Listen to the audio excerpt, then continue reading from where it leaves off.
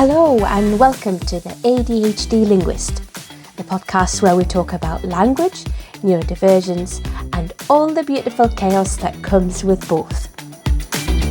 I'm Hiba, interpreter, translator, advocate and someone whose brain doesn't always process the world in a typical way. And I know I'm not alone. Today's episode is one of my favourites so far. We are diving into the science of sound and speech, but with a twist. We are asking, why do some of us hear things differently? Not just emotionally, but literally. And it turns out, it may come down to which side of your brain got there first.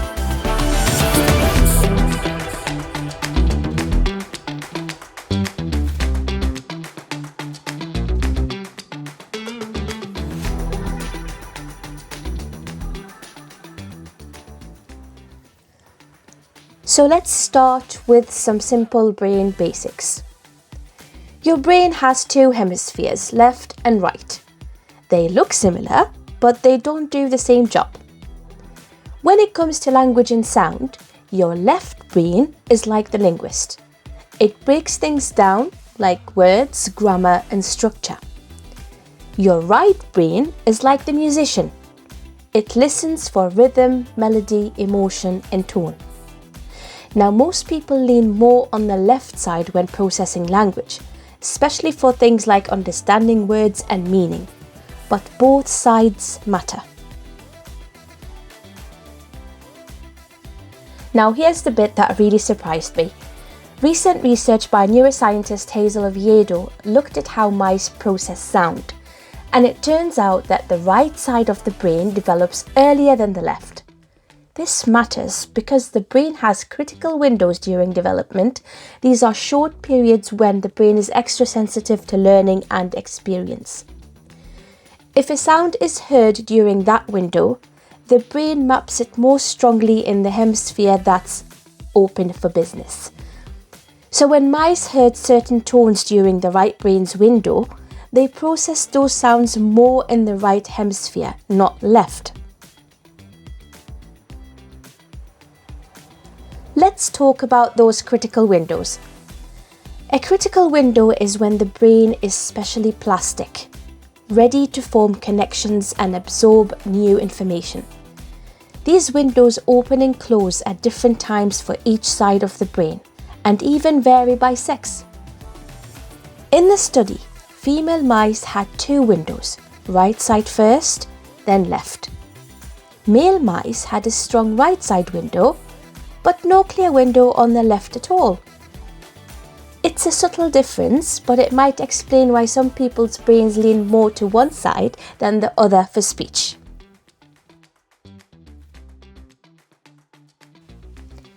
This part really struck me. In autism, researchers have found people often rely more on their right hemisphere to process speech. This might explain difficulty with tone or sarcasm, speech feeling flat or emotionally confusing, and sensory overwhelm from unpredictable sounds. In schizophrenia, a lack of left side language processing has been linked to auditory hallucinations. That's when the brain hears voices that aren't there.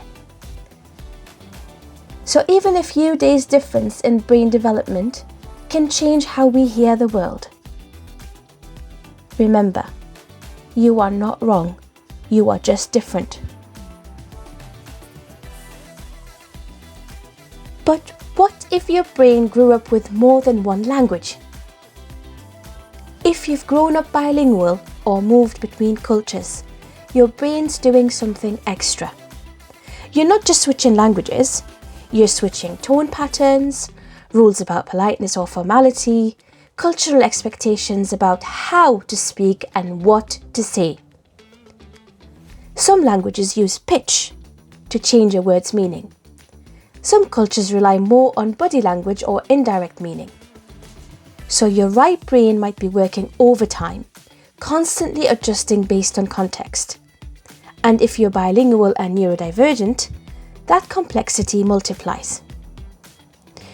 You might catch tone in one language but miss it in another, code switch between cultural norms without realising it, feel like different versions of yourself depending on which language you're using.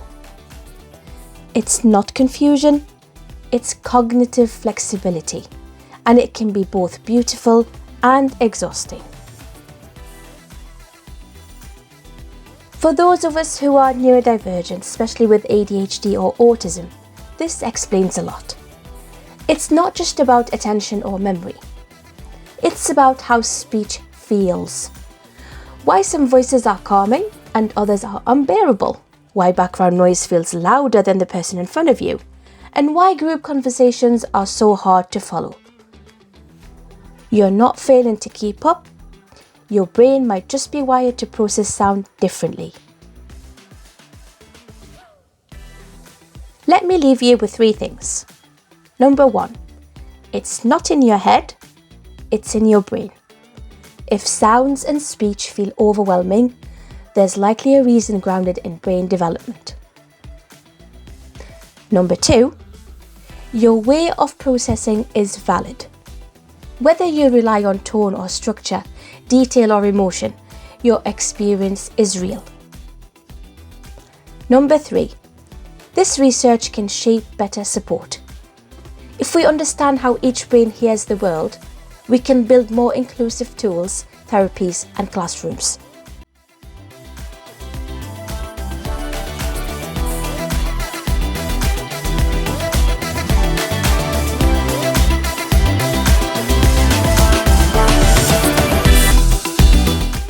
Language is never just about words. It's about rhythm, timing, tone, and how your brain receives them. So whether you feel like you've always missed a punchline or if words hit you like music, always remember, your brain is not broken. It just listens differently. And if you've grown up bilingual, bicultural, or in between worlds, while also navigating neurodivergence, your story is even more layered. We'll be diving into that in the follow-up episode. We will be exploring how neuroplasticity shapes neurodivergent bilingual brains and what that means for how we communicate, connect, and process language across cultures. Thank you for tuning in to the ADHD Linguist. If this episode resonated with you, please follow, share, or leave a review. You can now also find us on YouTube. There are links in the show notes. Until next time, stay curious, stay kind, and be gentle with your sound-sensitive, language-loving, brilliant brain.